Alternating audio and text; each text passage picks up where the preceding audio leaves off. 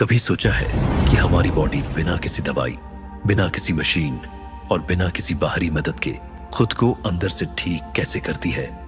सोचिए जरा, अगर आपके शरीर के अंदर एक ऐसा सिस्टम हो जो खराब हो चुकी कोशिकाओं को खुद पहचान ले, उन्हें तोड़ दे, रिसाइकिल कर दे और उसी से नई मजबूत और हेल्दी कोशिकाएं बना दे, तो क्या वो किसी चमत्कार से कम होगा?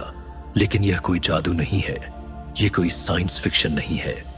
यह एक बिल्कुल रियल, साइंटिफिक और बेहद पावरफुल बायोलॉजिकल प्रोसेस है जिसे हम कहते हैं ओंटोफेजी। ओंटोफेजी को समझने से पहले इस शब्द को ही थोड़ा तोड़कर समझते हैं। यह ग्रीक भाषा से आया है।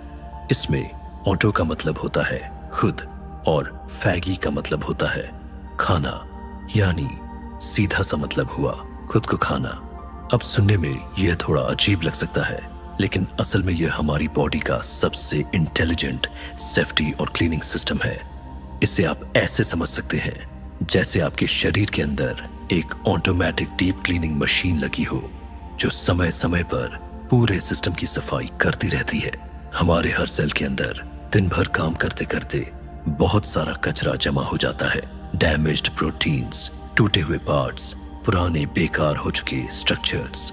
अगर यह कचरा जमा होता रहे तो सेल कमजोर होने लगता है, बीमारी का रिस्क बढ़ जाता है और एजिंग तेज हो जाती है।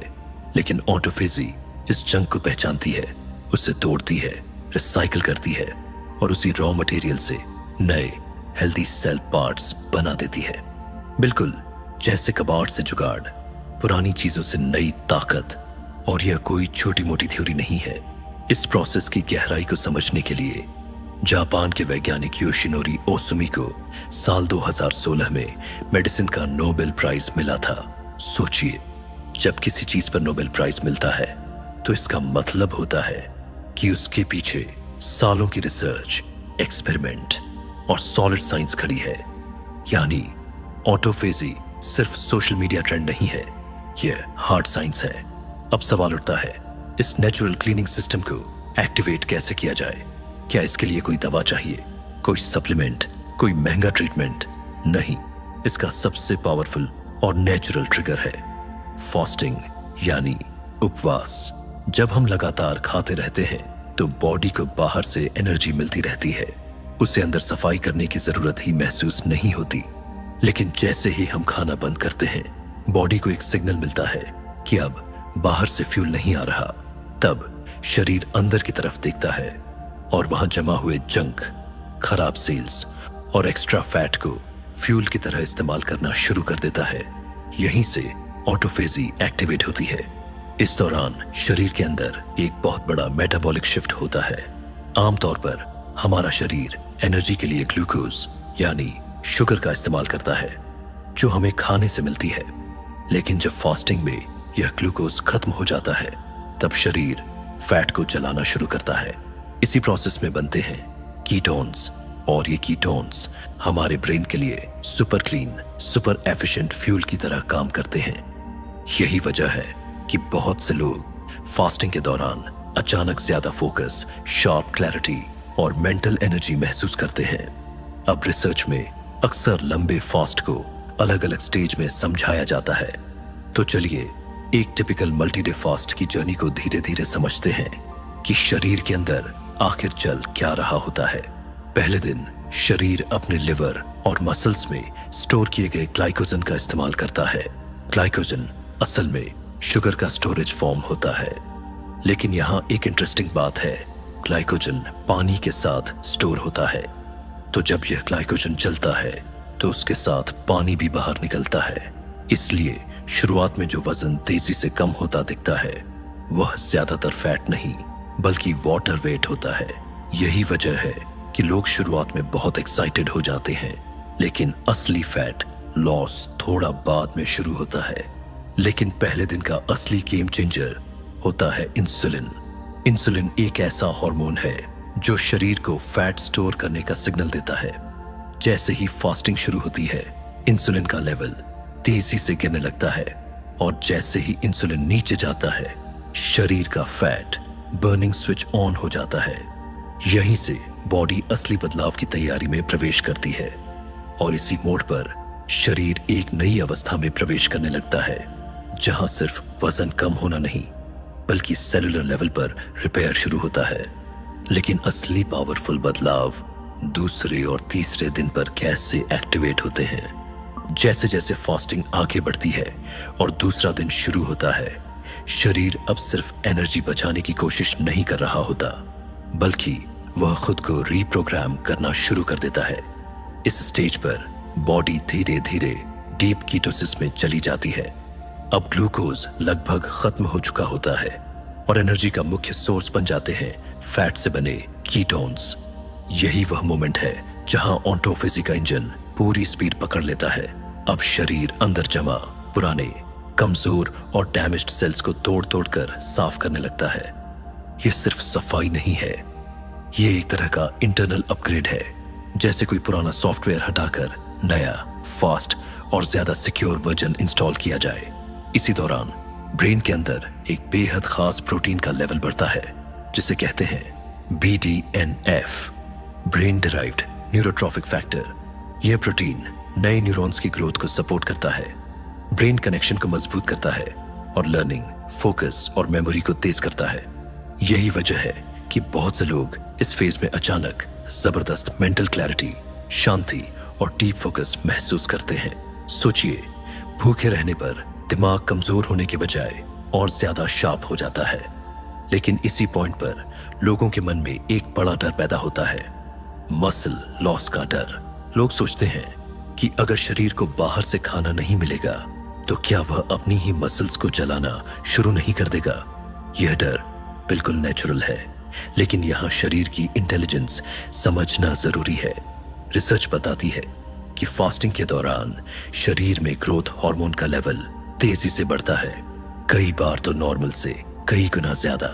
ये हार्मोन मसल टिश्यू को टूटने से बचाता है और फैट को एनर्जी के रूप में इस्तेमाल करने को प्राथमिकता देता है। यानी बॉडी की पहली चॉइस होती है फैट और सेलुलर जंक को जलाना, मसल्स को नहीं। तो अगर हम इस पूरे फेज को समराइज करें तो एक लंबे फास्ट के दौरान 3 बड़े बदलाव होते हैं। पहला, इंसुलिन का लेवल बहुत नीचे चला जाता है, जिससे फैट स्टोरेज बंद हो जाती है। दूसरा, ऑटोफेजी तेजी से एक्टिव हो जाती है और सेलुलर क्लीनिंग शुरू हो जाती है। और तीसरा, ग्रोथ हार्मोन मसल्स को प्रोटेक्ट करता है ताकि शरीर की ताकत बनी रहे। अब जैसे जैसे चौथा और 5वां दिन आता है, शरीर एक अलग ही मोड में प्रवेश कर जाता है। अब वह एक super efficient fat burning machine बन चुका होता है। इस स्टेज पर अक्सर भूख लगभग गायब हो जाती है, क्योंकि शरीर अब अपने ही फैट स्टोर्स से लगातार एनर्जी निकालने में एक्सपर्ट बन चुका होता है। यहां तक कि कुछ रिसर्च यह भी बताती है कि इसी फेज में कुछ ऐसे जीन एक्टिवेट होते हैं जो लंबी उम्र, सेल रिपेयर और डिजीज रेजिस्टेंस से जुड़े होते हैं। यानी शरीर सिर्फ सरवाइव नहीं कर रहा, वह खुद को भविष्य के लिए और ज्यादा मजबूत बना रहा है। लेकिन यहीं पर कहानी खत्म नहीं होती। फास्टिंग से बॉडी की डीप क्लीनिंग तो हो जाती है, लेकिन असली जादू तो उसके बाद शुरू होता है। बहुत लोग सिर्फ फास्ट पर फोकस करते हैं और एक सबसे जरूरी स्टेज को नजरअंदाज कर देते हैं, और वह स्टेज है रिफीडिंग, यानी फास्ट को सही तरीके से तोड़ना। इसे ऐसे समझिए, मान लीजिए आपने एक पुरानी कमजोर बिल्डिंग को गिरा दिया, मलबा साफ कर दिया। अब अगर आप वहीं छोड़ दें तो फायदा क्या? असली काम तो नई मजबूत नींव डालने और उस पर नई इमारत खड़ी करने का होता है। फास्टिंग डिमोलिशन है और रिफीडिंग रिकंस्ट्रक्शन। फास्टिंग के दौरान शरीर पुरानी, कमजोर और खराब हो चुकी इम्यून सेल्स को खत्म करता है। लेकिन जब आप दोबारा न्यूट्रिएंट्स से भरपूर खाना खाते हैं, तब शरीर के अंदर मौजूद सोए हुए स्टेम सेल्स एक्टिवेट हो जाते हैं। यही स्टेम सेल्स एक नया, ज्यादा मजबूत और ज्यादा स्मार्ट इम्यून सिस्टम तैयार करते हैं।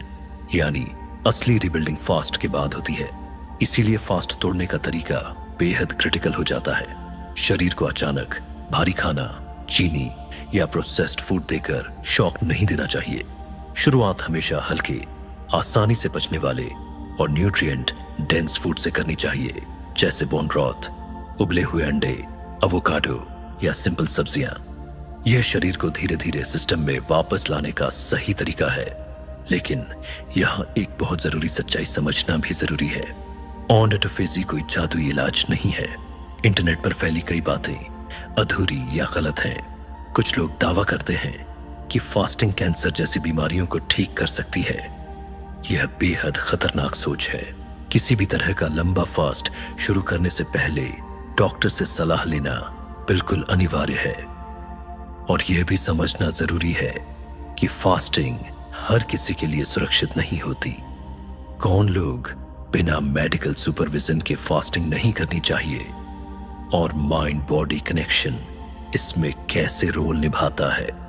अब एक बहुत जरूरी और ईमानदार बात समझना जरूरी है। फास्टिंग और ऑटोफेजी कोई मैजिक पिल नहीं है। यह कोई ऐसा चमत्कार नहीं है जो हर बीमारी को अपने आप ठीक कर दे। इंटरनेट पर बहुत से लोग गलत दावे करते हैं, जैसे कि फास्टिंग कैंसर को ठीक कर सकती है या हर तरह की बीमारी खत्म कर सकती है। यह सोच खतरनाक है। सच्चाई यह है कि किसी भी तरह का लंबा फास्ट शुरू करने से पहले डॉक्टर की सलाह लेना नॉन नेगोशिएबल है। इसमें कोई समझौता नहीं होना चाहिए, क्योंकि हर इंसान की बॉडी अलग होती है, उसकी मेडिकल हिस्ट्री अलग होती है और उसकी लिमिट्स भी अलग होती हैं। कुछ लोगों के लिए फास्टिंग बिल्कुल सुरक्षित नहीं होती, जैसे गर्भवती महिलाएं, टाइप 1 डायबिटीज के मरीज, बहुत ज्यादा अंडरवेट लोग या जिनकी ईटिंग डिसऑर्डर की हिस्ट्री रही हो।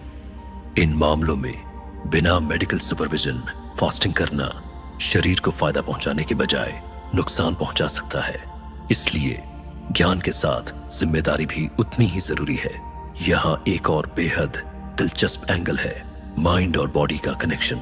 कुछ स्टडीज बताती हैं कि जब फास्टिंग के दौरान मन शांत, फोकस्ड और स्टेबल रहता है तो शरीर फैट बर्न करने और सेल रिपेयर में ज्यादा एफिशिएंट हो जाता है।